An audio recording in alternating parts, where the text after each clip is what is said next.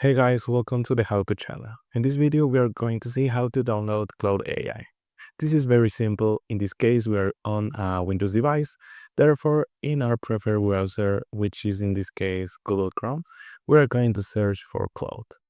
And here we will have our application our Claude AI window. The only thing we'll need to do is download the application, which in this case will be a desktop app. We will click there, and as we can see on the right side, we already have the installation area for the executable, the setup or the Claude installation. So what we are going to do is click on it, and we'll see that the Claude AI installer will open, which obviously, as it says, will be for the desktop. This means we won't need to be in a browser, it will simply be an independent application. As you can see, Claude is loading now, and it says installing Claude. We are going to wait for this whole process to finish loading and see what comes up next. In this case, it says Claude for Windows, the fastest way to talk to Claude.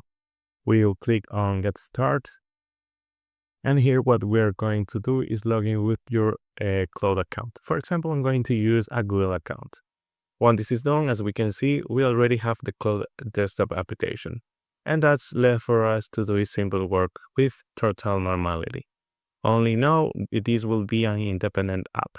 And as you can see, the interface is the same as the web.